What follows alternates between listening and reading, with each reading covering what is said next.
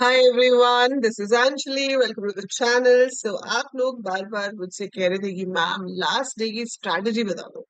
Last day की strategy बता दो कि लास्ट डे में हम ऐसा क्या पढ़ लें कि बस पेपर में धमाल ही मचाएं। है ना? सो ऐसा क्या चमत्कार हो जाए, ऐसा क्या टॉपिक हम पढ़ लें कि बस पेपर मजेदार हो जाए। तो देखो, पेपर जो है आपका, चाहे वो सीएस का हो या आईपी का हो, ठीक है, या किसी भी और सब्जेक्ट का हो, टू बी स्पेसिफिक, किसी भी सब्जेक्ट का हो, हम कहते हैं ना कि जितना गुड़ डालोगे उतना ही मीठा होगा। है ना? एंड इफ यू पंजाबी तो हम कहते हैं कि जितना घी डालोगे उतना ही टेस्टी होगा। सो बेसिकली जब आप एफर्ट्स करते हो तो आपको फ्रूट अकॉर्डिंगली मिलता है। ठीक है? सो आप जब तक खुद के एफर्ट्स नहीं डालोगे तब तक कोई भी चमत्कार आपके साथ कुछ नहीं कर सकता। You have to put in efforts, और ये एफर्ट सिर्फ एक दिन में डालने से नहीं होगा।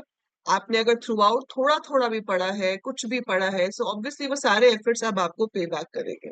ठीक है? सो उन स्टूडेंट्स के लिए जो शुरू से पढ़ते आ रहे हैं, बस अब सिर्फ लास्ट में कंफ्यूज हो गए हैं कि मैम अब आखिरी दिन में ऐसा क्या कर ले कि हमारी तैयारी बिल्कुल अच्छे से हो जाए। तो देखो बेटा, आप रिवाइज तो करते आए हो, आपने वन शॉट्स अभी मैंने आपको पूरे चैनल पे कराए हैं, वो भी देख लिए हैं। ठीक है? आपने वो सब कर लिए हुए हैं, वन शॉट्स नहीं किए हैं तो गो है, 5-6 घंटे लगेंगे, लेकिन आप वन शॉट्स के फटाफट चले जाओ, देखो उनको, ताकि आपको कंसेप्ट सारे एक बार रिवाइज हो जाए, ब्रश अप हो जाए दिमाग में। उसके बाद आपको 4 पेपर्स करने हैं। ठीक है? सीबीएसई पीवाईक्यू, मतलब पिछले 4 साल के question papers you must solve. ठीक है?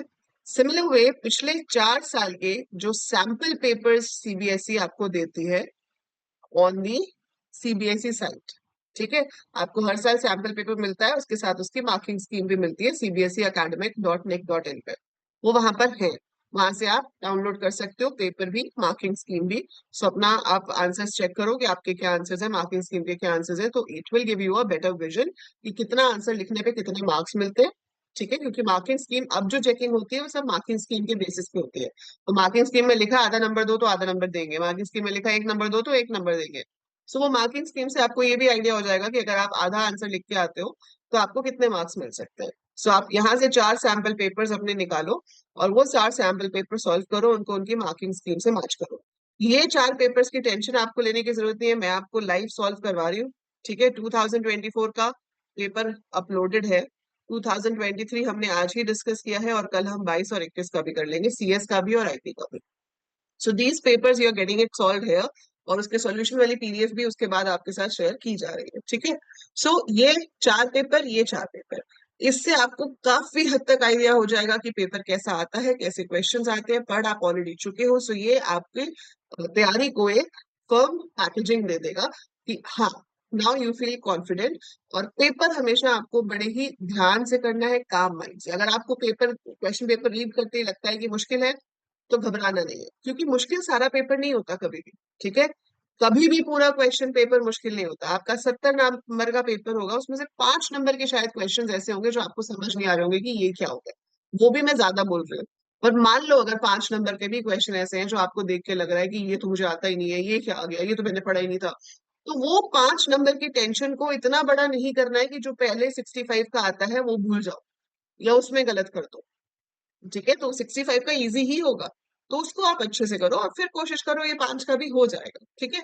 और अगर पेपर बहुत ही इजी लगता है कि ये तो सारे वही क्वेश्चंस आ गए जो मैंने किए हुए हैं, पेपर तो पूरा का पूरा वही आ गया, तो कई बार इंसान ओवर खुशी में भी गलत कर देता है। सो इसलिए you have to stay calm when you do your paper. So last day में तो मेरी तरफ से, मेरे 20 साल के एक्सपीरियंस से मैं आपको सिर्फ यही कहूंगी कि सॉल्व द पीवाईक्यूज। ठीक है? Solve the PYQs, that is the main thing.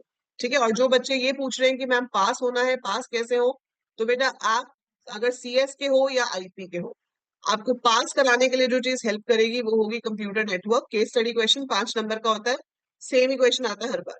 ठीक है? 5 मार्क्स वहां से आपको मिल जाएंगे, बाकी फुल फॉर्म्स और थोड़ी सी थ्योरी याद कर लो।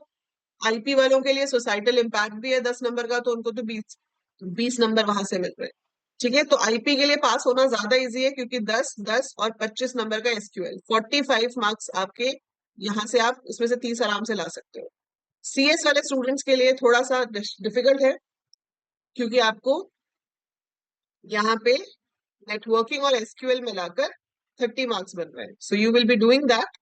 उसे अच्छे से कर लोगे. और थोड़ा बहुत पाइथन के कुछ टॉपिक्स आप पकड़ लो. सिर्फ फाइल हैंडलिंग कर लो, बाकी सब छोड़ दो अगर आपने पाइथन कभी नहीं पढ़ा है तो.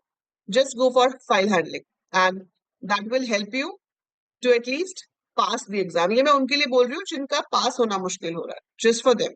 ठीक है. सो ये स्ट्रैटेजी आप फॉलो करोगे तो you will not have any regrets. So go ahead and all the best for your exam.